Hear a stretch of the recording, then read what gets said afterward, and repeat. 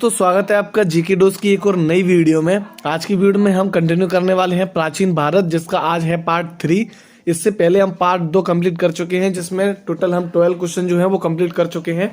आज हम 13 क्वेश्चन से स्टार्ट करेंगे, जो कि पहला है हमारा 13 कहता है कि आरंभिक काल में जो वर्ण व्यवस्था थी वो किस पर आधारित थी। तो आरंभिक काल में जो वर्ण व्यवस्था थी वो व्यवसाय पर आधारित थी। ये आपको याद रखना है, बहुत बार ये क्वेश्चन पूछा गया है एग्जाम में, इसलिए आपको ये याद रखना है कि जो आरंभिक काल में जो वर्ण व्यवस्था थी वो व्यवसाय पर आधारित थी, याद रखना है आपको। उसके बाद जो हमारा अगला क्वेश्चन है वो कहता है कि निम्नलिखित में से ऋग्वेद काल के जो दौरान किसकी जानकारी नहीं थी। ऑप्शन आपके सामने, पहला संयुक्त परिवार प्रणाली की, दूसरा है बी कृषि, तीसरा है वर्ण व्यवस्था यानी कि जाति की, और चौथा है विवाह प्रथा। तो जो ऋग्वेद काल में जो जानकारी हमको नहीं थी वो थी वर्ण व्यवस्था यानी कि जातियों की जो जानकारी है वो हमको नहीं थी ऋग्वेद काल में, ये आपको याद रखना है। और उसके बाद जो ऋग्वेद है वो वेदों में सबसे पुराना वेद है, ये भी आपको याद रखना है, कई बार पूछ लिया जाता है। और उसके बाद अगला क्वेश्चन है हमारा क्वेश्चन नंबर 15, जो कहता है कि कौन सा अन्न मनुष्य द्वारा सबसे पहले प्रयोग होने वालों में से था।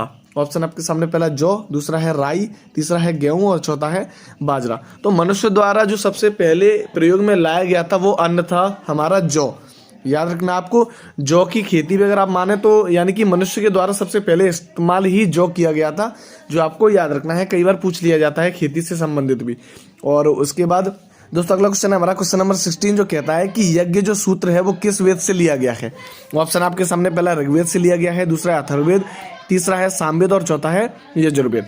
दोस्तों जो यज्ञ सूत्र है यानी कि यज्ञ की जो प्रक्रिया है पूरी की पूरी जो प्रक्रिया है वो जो ली गई है वो है यजुर्वेद से।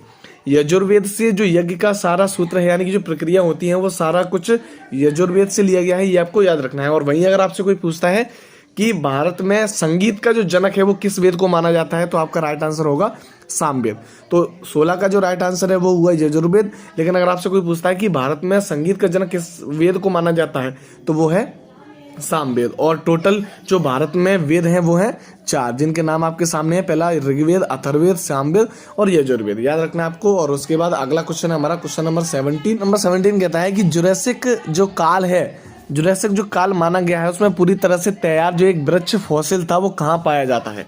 ऑप्शन आपके सामने, पहला पिथौरागढ़, दूसरा है छत्तीसगढ़, तीसरा है रामगढ़ और चौथा है बहादुरगढ़। दोस्तों जो जुरासिक काल है जो माना गया है पूरी तरह से एक वृक्षीय फॉसिल है, जो कि मिलता है हमको छत्तीसगढ़ में, याद रखना आपको। तो जो जुरासिक काल है उसका जो वृक्षीय फॉसिल तैयार किया गया है वो छत्तीसगढ़ में पाया जाता है, याद रखना आपको, इंपोर्टेंट क्वेश्चन है। और उसके बाद अगला क्वेश्चन है हमारा क्वेश्चन नंबर 18, जो कहता है कि सिंधु घाटी सभ्यता की जो लिपि है वो कौन सी है। ऑप्शन आपके सामने, पहला खरोष्टी लिपि, दूसरा है ब्रह्म लिपि, तीसरा है देवनागरी लिपि और चौथा है अज्ञात।